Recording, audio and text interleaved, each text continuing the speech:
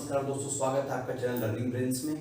जैसा कि हमने अपने पिछले वीडियोस में स्क्वायर रूट निकालना सीखा, तो उसी क्रम में आगे बढ़ते हुए अब हम क्यूब की तरफ चलते हैं, यानी घन निकालने की तरफ चलते हैं।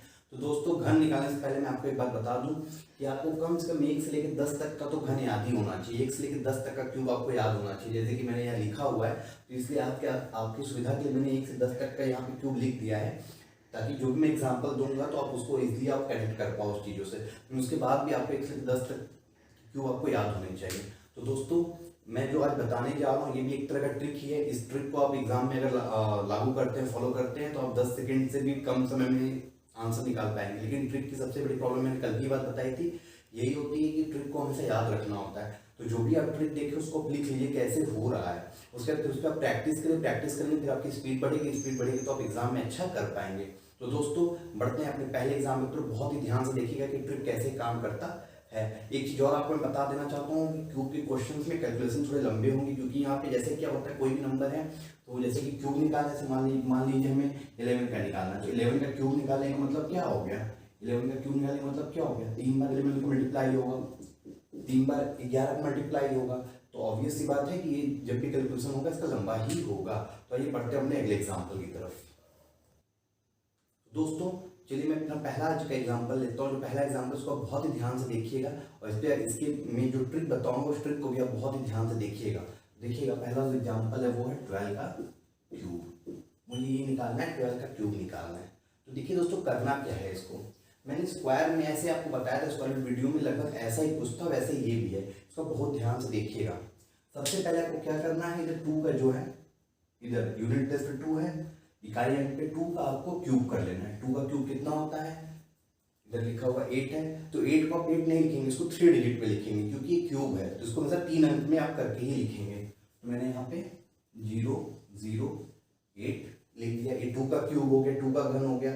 इसके बाद मैं 1 का क्यूब लिखूंगा, तो 1 का क्यूब मैं बस एक ही अंक में लिखूंगा। अगर 2 में आता 2 में लिखूंगा, जैसे कि मान लिया 5 रहता तो 3 अंक में आता, या 3 रहता तो 2 अंक पे आता। यहाँ 1 का तो एक ही होगा, तो उसको बस एक ही अंक में लिखूंगा, इसको मैं नहीं बढ़ाऊंगा। ये हो गया, इतना आ गया। 2 का क्यूब और 1 का क्यूब, ये कर दिया सिंपल। अब इसके बाद देखिए क्या करना है, मेरे को इन तीनों मल्टीप्लाई कर देना है। 1 इंटू 2 इंटू 3 कितना हो गया, 1 इंटू 2 इंटू 3 कितना हो गया, 6 आ गया। इसका इसमें 1 का 2 में, 2 का 3 में, मतलब 1 इंटू 2 इंटू 3 कितना हो गया, 6 हो गया। 6 हो गया, ये आ गया। अब इसमें मैं क्या करूंगा, इस नंबर का मल्टीप्लाई कर दूंगा इसमें, इस नंबर का 12 का जो अंदर लिखा हुआ है, 12 इंटू 6 कर दूंगा, कितना आ गया, 72 आ गया।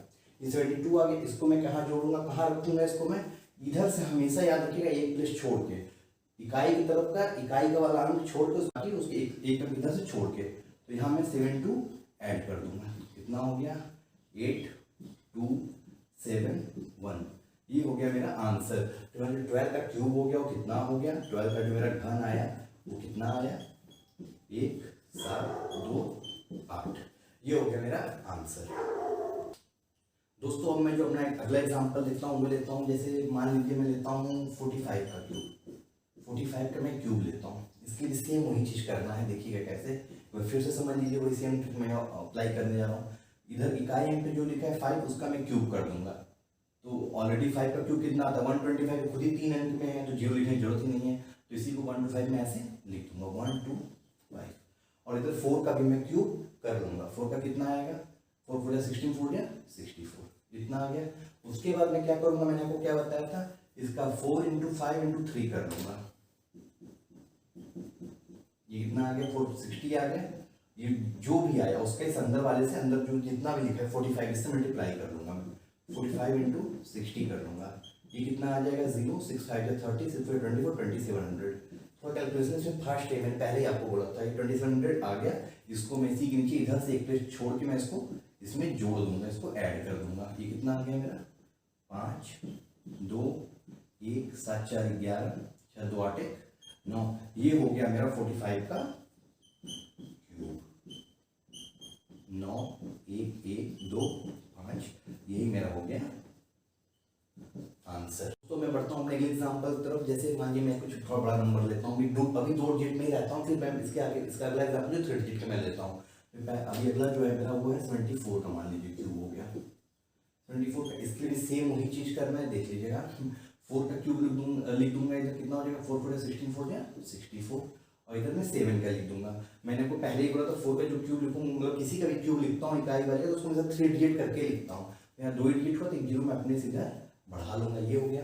उसके बाद 7 का लिख दूंगा, 7 का कितना होता है 3 4 3, ये हो गया। उसके बाद मैं आपको क्या बताया था, इन तीनों मल्टीप्लाई कर दूंगा, 7 का 4 में, 4 का 3 में, तो मैं जैसे डैग भी कर ले रहा हूँ उसको।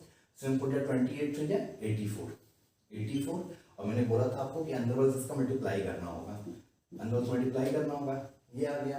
ठीक है दोस्तों, तो इसको मल्टीप्लाई करना होगा, या तो आप जैसे पूरा करते हैं वैसे क्या, तो एक तरीका और इसको करने का, देखिए 84 इंटू इसको हम क्या लिख सकते हैं 70 प्लस 4, थोड़ा सा इजी हो जाएगा।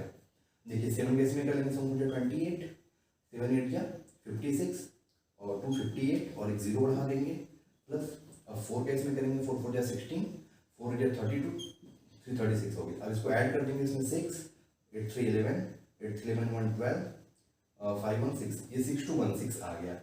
इस 6216 को मैं यहाँ पे लिख देता हूँ 6216, हमेशा इधर से एक प्लस छोड़ लिखना है, ध्यान रखिएगा।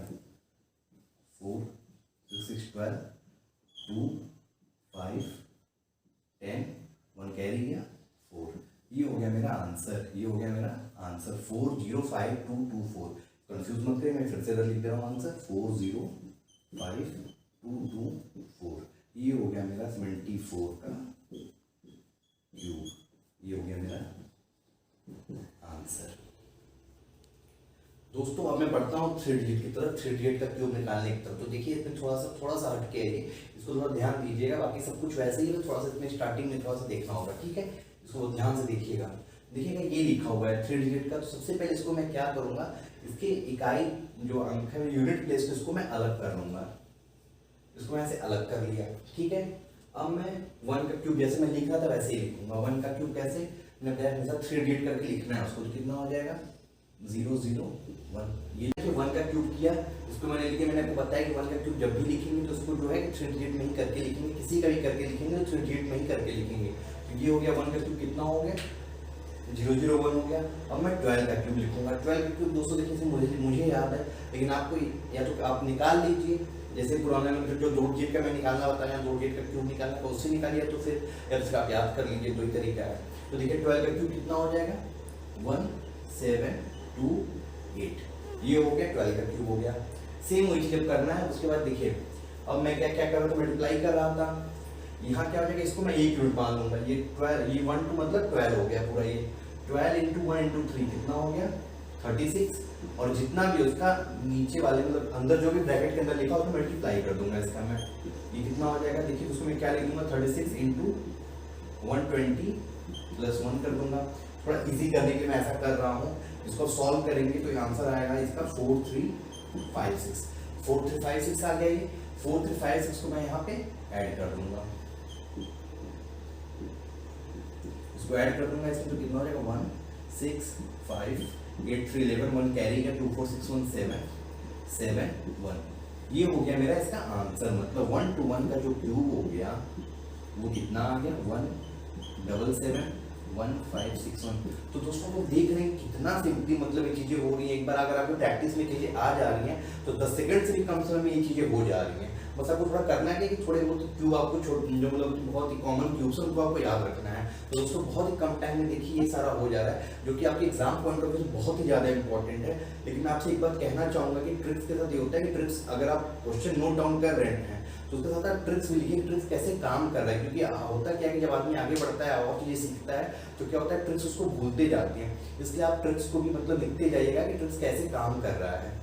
दोस्तों हम बढ़ते हैं अपने अगले एग्जाम्पल पर, जो कि ऐसे है 163 का क्यूब, जिसमें मैंने आपको बताया कि क्या करूँगा यूनिट प्लेस को मैं इसमें इकाई का जो अंक रहेगा उसको अलग कर लूंगा। तो ये क्या हो जाएगा 3 का मैं क्यूब करूँगा तो कितना आएगा 27 आएगा। 27 को हमेशा मैं क्यूब में हमेशा 3 डिजिट करके लिखूंगा। दोस्तों मैं कितना लिख दूंगा 0 to 7। 16 का क्यूब कितना होता है 16 into 16 to 16 256, 16 to 16 256 और into 16 कितना हो जाएगा 4096 हो गया। ये हो गया। अब मुझे अगला क्या करना है, अगला मुझे क्या करना है 16 into 3 into 3 करूंगा पहले 16 इंटू 3 करूँगा इंटू अंदर के ये पूरे नंबर से मल्टीप्लाई करता हूँ, यही करता हूँ मैं 163। ये कितना हो गया 16 3 जा 48 3 जा 144 इंटू 163 हो गया दोस्तों। जिसको मैं क्या कर और थोड़ा देख कर सकता हूँ, तो इजीली मल्टीप्लाई करने के लिए क्या हो जाएगा ये 12 इंटू 163 हो जाएगा ये। अब देखिए मैं कैसे करूँगा इसको 12 इंटू इसको मैं 160 प्लस 3 लिख सकता हूँ, इतना तो कर सकता हूँ। अब देखिएगा 12 इंटू इसका मल्टीप्लाई अंदर करता हूँ मैं, इसका अंदर मल्टीप्लाई करता हूँ कितना हो जाएगा 12 इंटू 16 कितना होता है 192 होता है, और ये 0 बढ़ा दूंगा प्लस 12 36 हो जाएगा। इन दोनों में आपस में ऐड कर लूँगा, ये कितना हो जाएगा 1956। अब मैं 12 के मल्टीप्लाई करूँगा 12 6 72 बचा 7, 12 5 60 और 67 यहाँ 7 हो गया, 6 कैरी हुआ, 12 9 108 और 6 114 बचा 11, 12 बन गया तो ये आ जाएगा 23472। इस 23472 को मैं यहाँ से एक तो छोड़ के मैं लिख दूंगा, तो ये हो जाएगा ऐसे 23472। इसमें मैं ऐड कर दूंगा, ये कितना होगा 7 4 7 6 4 10 1 कैरी है 9 3 12 1 13 2 1 3 4। ये हो गया दोस्तों इसका आंसर। 163 का जो क्यूब हुआ वो कितना हो गया, नीचे लिख रहा हूँ मैं 4330747। ये हो गया दोस्तों इसका आंसर। तो दोस्तों आज मैंने आपको बताया 2 डिजिट का क्यूब करना, 3 डिजिट का क्यूब करना। दोस्तों बस मैं आपसे यही कहना चाहूँगा कि आप जो भी आप सीख रहे हैं उसको प्रैक्टिस बहुत करिएगा, क्योंकि प्रैक्टिस नहीं करेंगे तो आपको एक दिन कुछ दिन बाद ये भूल जाएगा। हाँ, तो इसलिए ये प्रैक्टिस पे ही आप प्रैक्टिस करेंगे तभी आपके एग्जाम में भी काम आने वाला है। और दूसरा क्यूब निकालने के लिए चीज़ और आपसे कहूँगा कि आपको कैलकुलेशन थोड़ा सा फास्ट करना होगा, आपको थोड़े ट्रिक्स देखने होंगे कैलकुलेशन कैसे मैं फास्ट कर सकता हूँ। तो दोस्तों कोशिश यही रही कि आपको अच्छे से समझ में आया हो। तब तक के लिए चैनल को अपना प्यार देते रहिएगा, लाइक करिएगा, शेयर करिएगा, सब्सक्राइब करिएगा। तब तक के लिए जय।